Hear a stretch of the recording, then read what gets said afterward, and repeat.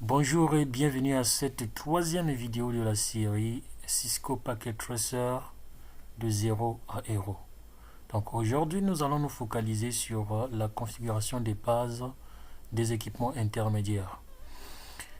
Comme vous pouvez le remarquer, lorsque vous êtes sur un simulateur comme Cisco Packet Tracer, il est possible d'accéder à l'interface de configuration d'un équipement juste en cliquant comme ceci. Et là, je peux avoir accès. Mais qu'en est-il des équipements physiques?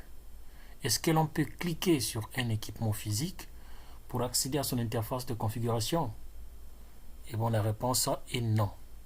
Donc ici, pour les équipements physiques, vous êtes obligé d'utiliser un langage qu'on appelle Command Line Interface. C'est-à-dire vous allez utiliser une interface qui va vous permettre de communiquer avec cet équipement que vous voulez configurer. Donc ici, pour ce faire, nous avons deux possibilités. La première possibilité, celle qui est dédiée normalement pour les routeurs et les switches Cisco, c'est d'utiliser le câble console et d'accéder en mode accès hors bande. C'est-à-dire, vous allez utiliser une communication non TCP/IP pour communiquer avec l'équipement en vue de le configurer. La deuxième possibilité sera la possibilité d'utiliser le langage d'Internet pour communiquer avec l'équipement. Et par langage d'Internet, j'entends par là de la pile de protocoles TCP/IP qui doit être mise en jeu pour permettre la communication entre le terminal qui sera utilisé pour la configuration de l'équipement intermédiaire. Donc, pour cela, nous aurons donc à configurer trois équipements. Donc, un switch Cisco, un routeur Cisco et un point d'accès que je vais ajouter. Donc, je vais ajouter un routeur sans fil qui va nous permettre de faire une configuration. Voilà. Donc ici, la première étape va consister donc à faire une configuration des équipements intermédiaires, switch et routeur. Et la troisième étape de notre vidéo va consister à configurer ce routeur sans fil. Donc ici, pour commencer, nous allons donc connecter le câble console ici à notre port console de notre équipement intermédiaire. Et une fois connecté, nous cliquons sur l'équipement et nous allons sur terminal et nous cliquons ici sur OK. Une fois cela fait, vous avez carrément accès à votre interface de configuration. Et ici, je tiens à signaler qu'il existe trois modes de configuration au niveau des équipements intermédiaires, que ce soit les routeurs ou les switches Cisco. Donc, ici, le mode qui vous permet, en fait, le mode d'accueil, lorsque vous lancez, lorsque vous vous connectez à un équipement Cisco, le premier mode qui vous reçoit, c'est ce qu'on appelle le mode utilisateur. Au niveau de ce mode, vous ne pouvez rien faire. Vous ne pouvez que lire. Vous ne pouvez que lire ce que vous voyez. Vous ne pouvez rien faire. Et il existe un deuxième mode qu'on appelle le mode de configuration privilégié. Et le mode de configuration privilégié, c'est un mode qui vous permet de lire une configuration, d'enregistrer une configuration ou de supprimer une configuration. Et vous avez enfin un troisième mode qu'on appelle le mode de configuration globale. Et au niveau du mode de configuration globale, vous avez la possibilité de configurer ou encore d'inculquer un certain comportement à votre équipement. Parce que c'est au niveau de ce mode que se fait toutes les configurations nécessaires pour les switches et les routeurs Cisco. Ou encore d'autres équipements Cisco. Donc ici, le mode de configuration utilisateur est identifié par ce symbole strictement supérieur. Donc, si vous voyez ça, ça veut dire que vous êtes en mode utilisateur. Et pour accéder au mode de configuration privilégié, vous allez taper la commande Enable. Mais avant de taper cette commande, j'aimerais signaler que sur Cisco Packet Tracer, vous avez normalement un ensemble de commandes qui sont déjà pré-enregistrées auprès, disons, dans le système d'exploitation réseau installé dans cet équipement. Ce qui fait que lorsque vous tapez une commande qui est normalement reconnue par ce système d'exploitation réseau, vous aurez la possibilité de changer le comportement de votre équipement.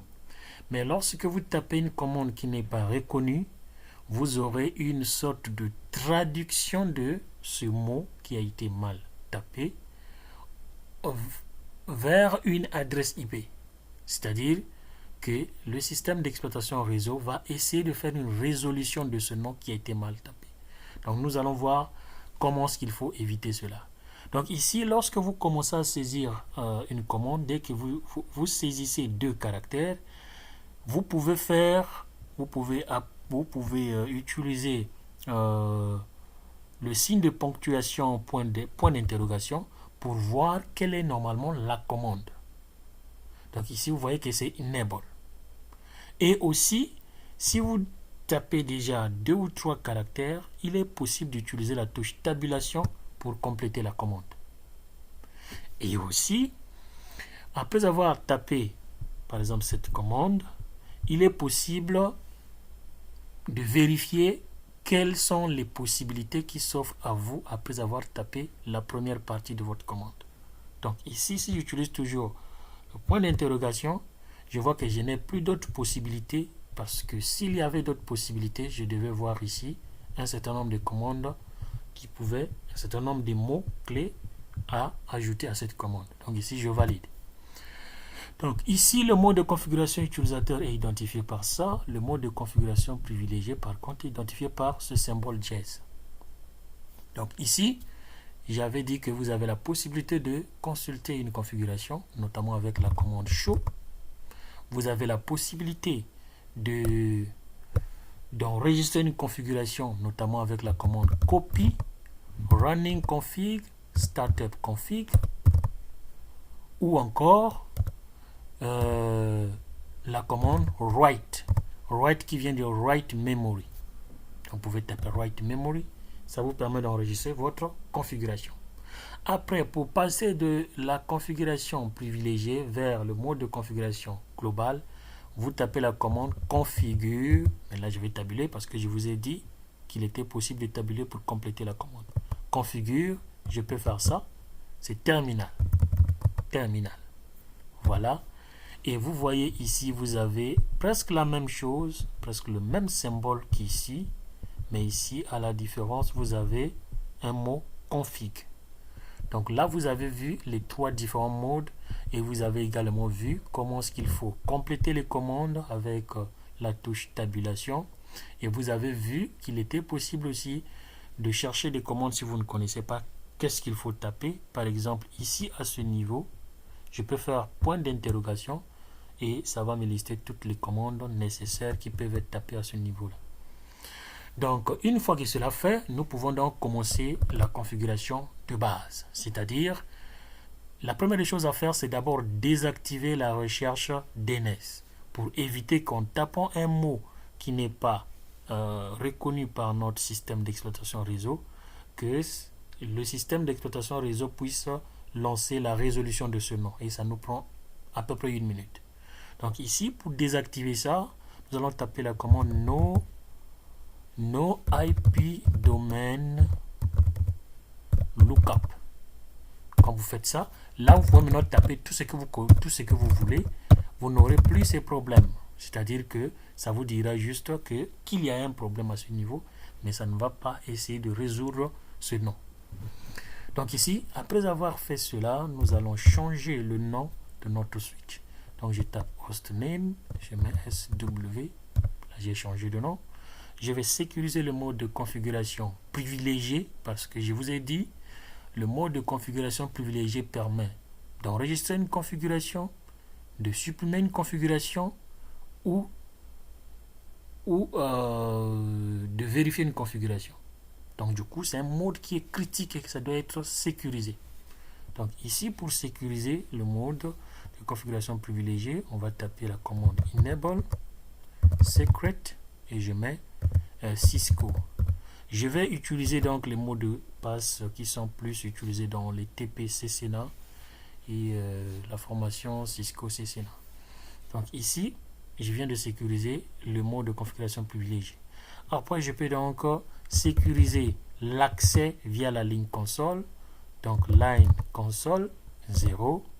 Après, je vais taper password. Je vais mettre classe comme mot de passe. Et je tape login. Voilà. Je vais également sécuriser l'accès SSH et Telnet. Dans line VTY, c'est de 0 jusqu'à 16. Donc vous avez 16 possibilités. En fait, 0 jusqu'à 15 plutôt. Vous avez 16 possibilités pour les switches et 5 possibilités pour les routeurs. Donc ici, je mets password, classe. Et là, je mets login. Désolé, login. OK. Après, je peux donc sortir. Je vais mettre un message d'accueil qui indique que l'accès est strictement interdit aux personnes non autorisées. Donc, je vais taper la commande banner MOTD et vous mettez des caractères spéciaux. Moi, je peux utiliser ça. Vous pouvez utiliser Jazz, vous pouvez utiliser n'importe quel caractère spécial pour le faire. Accès non autorisé aux inconnus, par exemple. Voilà. Aux inconnus.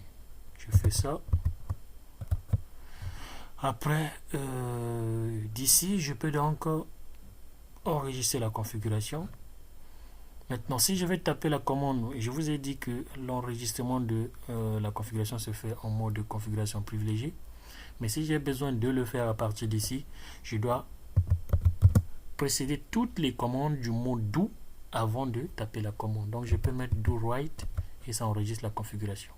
Ici, pour voir notre configuration, je peux d'abord sortir, je peux mettre show running config et on peut voir qu'on a changé le nom du switch, qu'on a le mot de passe chiffré du mode de configuration privilégié. Par contre, la ligne console a un mot de passe qui est en clair, y compris également ici. Donc, ce qu'il faut faire, c'est de taper une commande qui va chiffrer tous les mots de passe. Donc, conft. Et pour ce faire, pour chiffrer tous les mots de passe, nous allons taper service password encryption. Et quand on valide, on met do write et nous pouvons do show running config. Voilà, là les mots de passe deviennent chiffrés. Donc là c'est fait. Maintenant je peux donc sortir pour vérifier que tout a été pris en compte. Je sors ici, exit, et là vous voyez le message que nous avons mis pendant la configuration. Et ici vous voyez que le mode, disons l'accès console, devient protégé par un mot de passe. Et le mot de passe ici c'était classe, ici enable, et là c'était Cisco, et voilà. Donc là je peux maintenant aller faire autre chose. Voilà. Donc voilà comment est-ce qu'on fait la configuration de base d'un switch. Et donc nous allons refaire la même chose pour les routeurs, mais cette fois-ci nous allons partir un peu plus vite. Donc je vais juste déconnecter le câble ici et je vais le brancher ici. Console. Je clique ici et je vais sur terminal. OK. Ici, voilà.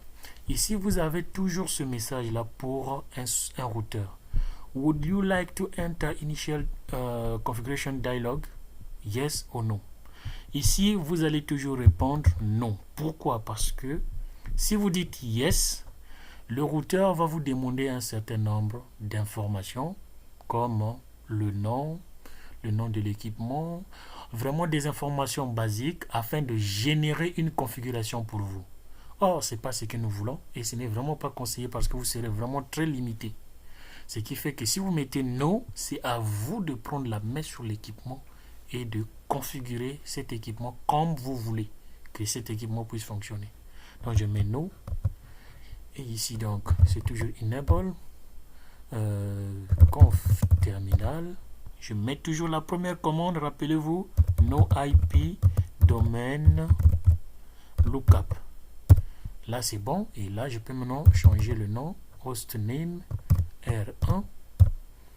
Après je peux aller sur enable secret, c'était Cisco et là j'ai line 8-0 à 4 password class login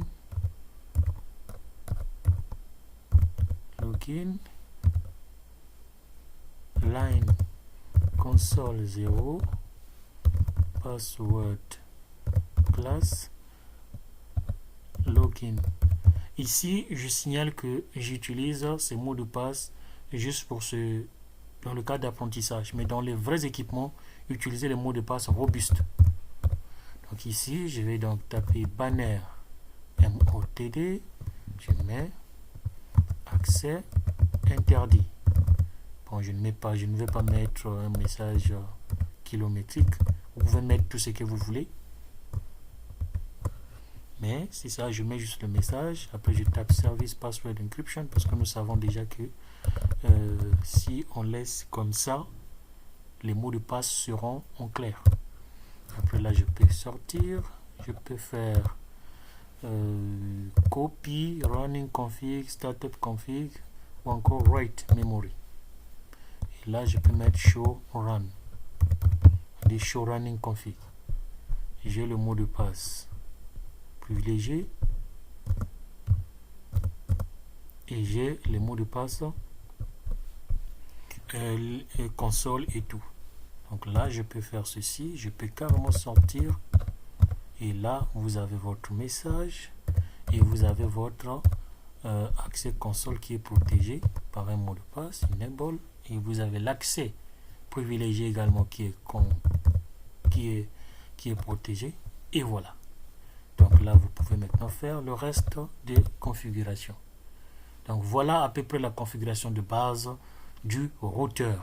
Maintenant, vous allez me demander, mais l'accès inbound, l'accès via un câble à perte torsadée et à connecteur RJ45 ou l'accès en utilisant le langage d'internet dont j'avais mentionné au début de la vidéo. Comment est-ce que ça se passe?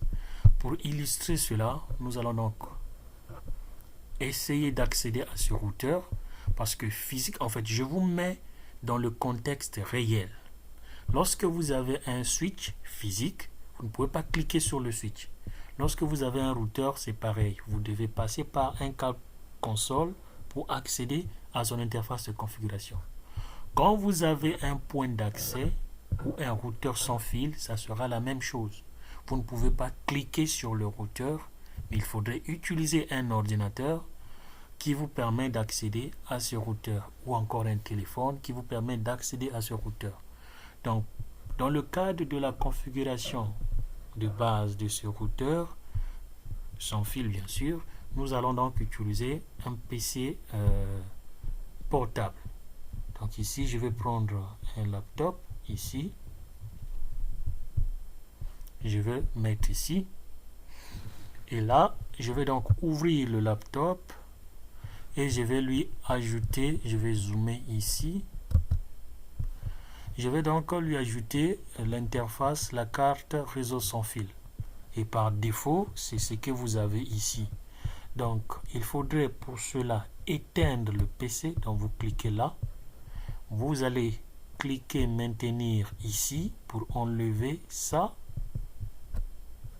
Et de là, vous mettez maintenant la carte réseau sans fil parce que c'était une carte Ethernet qui était à la place.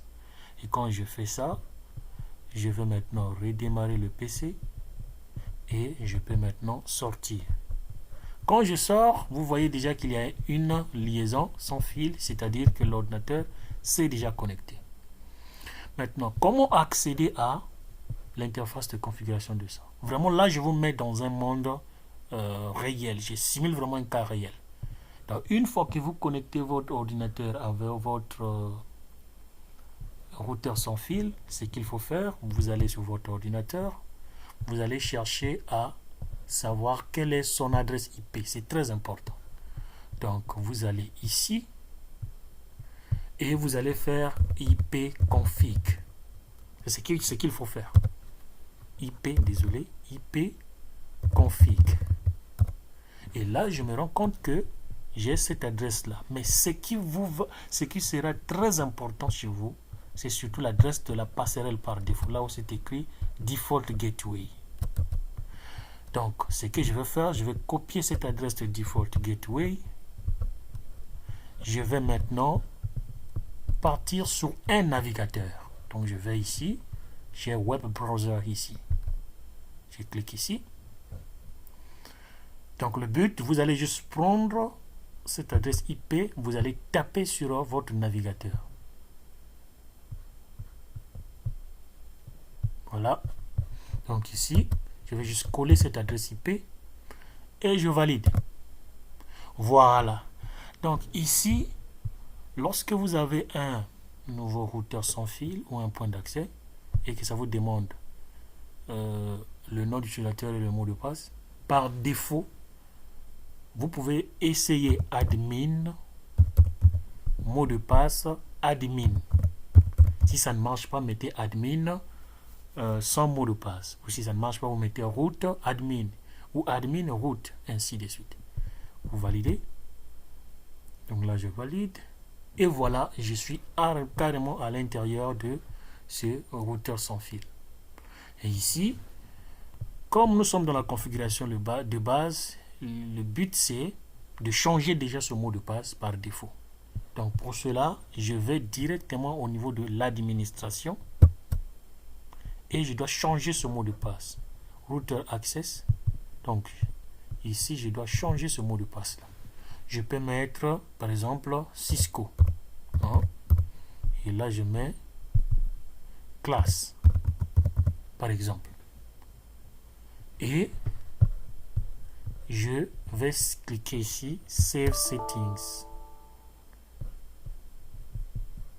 Ah non, désolé. Hein.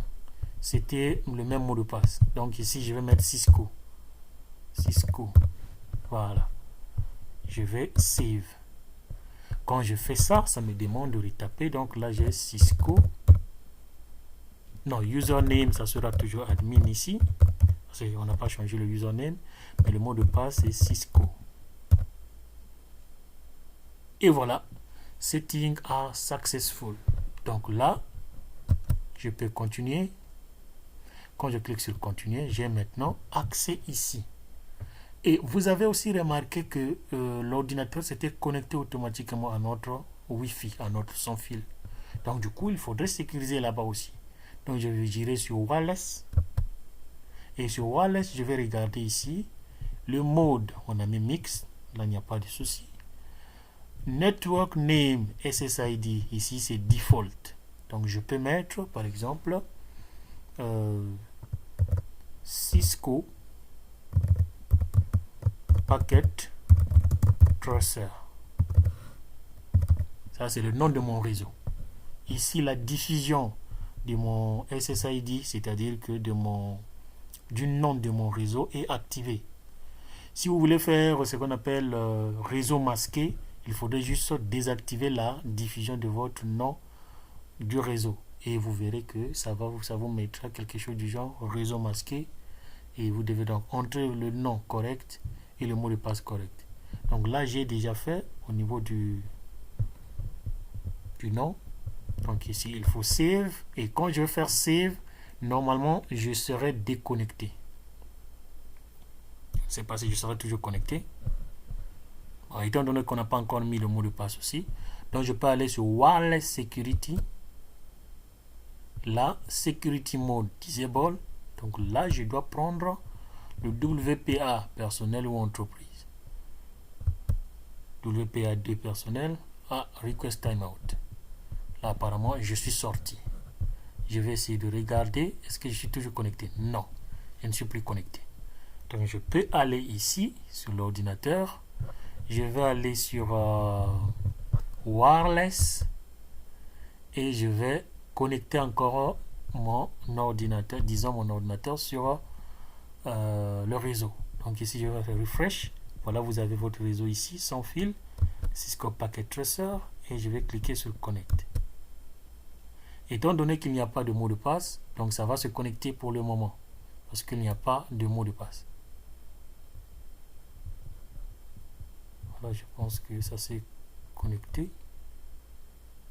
Adapter is active. Je vais essayer de repartir.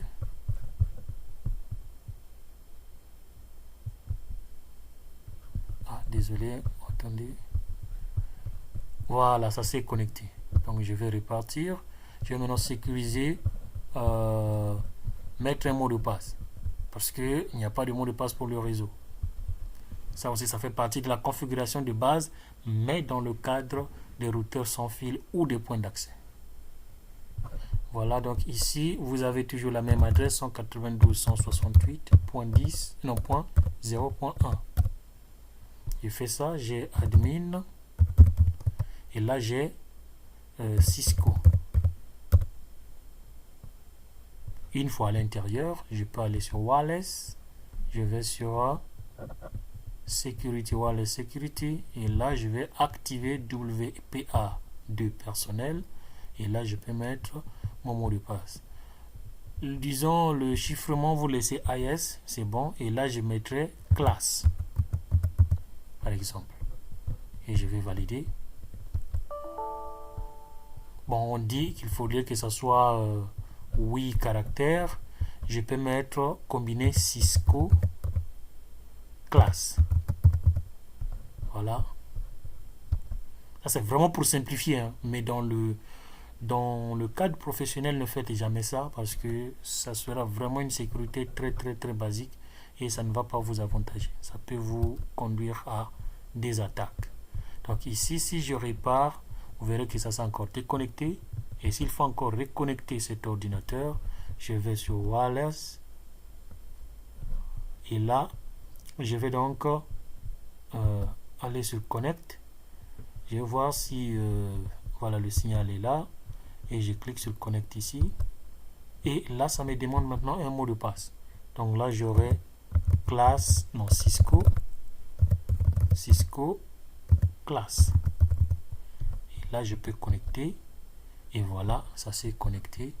Et là, quand je répare, je vois que ça s'est encore connecté.